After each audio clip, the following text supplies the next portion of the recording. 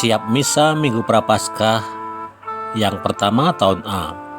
Mengubah diri dalam Kristus menuju kemenangan. Antifon pembuka, ia akan berseru kepadaku dan aku akan menjawabnya. Aku akan meluputkan dia dan memuliakannya, serta memuaskan dia dengan usia lanjut. Antifon pembuka ini diambil dari Mazmur 91 ayat 15-16.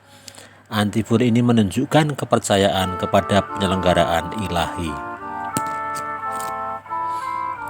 Liturgi Sabda pada Minggu Prapaskah yang pertama ini, nanti pada bacaan pertama kita akan melihat kisah Adam yang jatuh ke dalam dosa. Jadi ini salah satu contoh kekalahan dari godaan.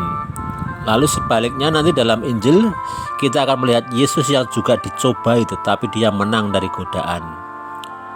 Jadi hubungan bacaan pertama dan Injil nanti kita akan lihat secara kebalikan. Yang satu gagal, yang satu berhasil. Tapi yang lebih penting daripada itu nanti kita cermati akan penyebab-penyebabnya. Kemudian untuk bacaan kedua itu lebih pada kok ditempatkan untuk mengomentari bacaan pertama dan Injil sendiri. Di sini Paulus mengadakan perbandingan secara kontras antara Adam dan Yesus. Kemudian untuk Mazmur tanggapan, Mazmur ini berbentuk pengakuan dosa, seorang pentobat yang menyadari akan kedosaannya sehingga ia merasa terpisah dari Allah. Bacaan Injil diambil dari Injil Matius bab 4 ayat 1-11. Yesus menang dari pencobaan iblis. Perikop ini merupakan awal sebelum Yesus mengawali karyanya. Jadi kita tahu dia dibawa oleh Roh Kudus untuk berpuasa di padang gurun. Tapi di sana Yesus tinggal 40 hari dan Yesus berhasil mengatasi godaan. Selama puasa Yesus dicobai dalam hal lapar, kekuasaan dan kemuliaan. Yesus menunjukkan ketaatan pada firman Allah. Ia tidak mengendaki kekuasaan demi kemuliaan pribadi, namun ia malah memberikan diri demi terwujudnya kehendak Allah. Oleh ketaatan Yesus itu maka keselamatan kekal dilimpahkan bagi semua orang yang percaya kepadanya. Bacaan pertama diambil dari kitab Kejadian bab 2 ayat 7-9, dilanjutkan bab 3 ayat 1-7.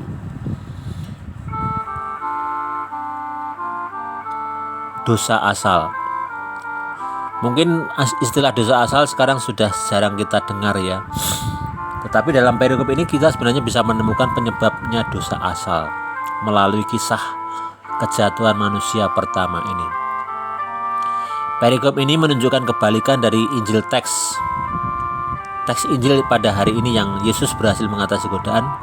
Tetapi dalam teks ini manusia pertama di Taman Eden ini gagal ketika digoda oleh setan.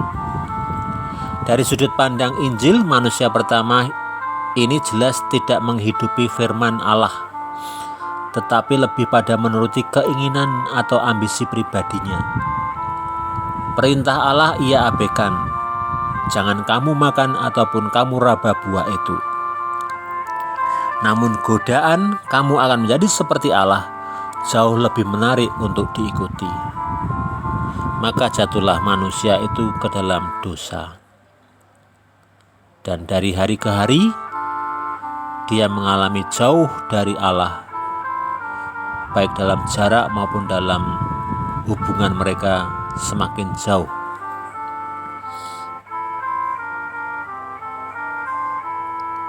Mazmur tanggapan dari Mazmur 51. Kasihanilah kami ya Allah, karena kami orang berdosa.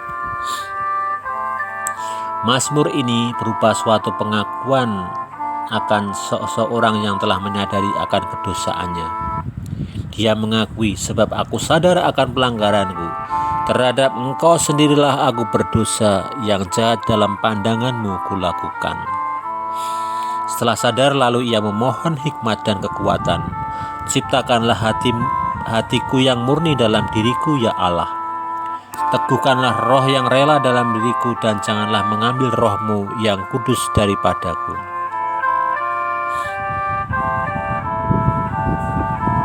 Bacaan kedua diambil dari surat Paulus kepada jemaat di Roma bab 5 ayat 12-17, dilanjutkan ayat 19.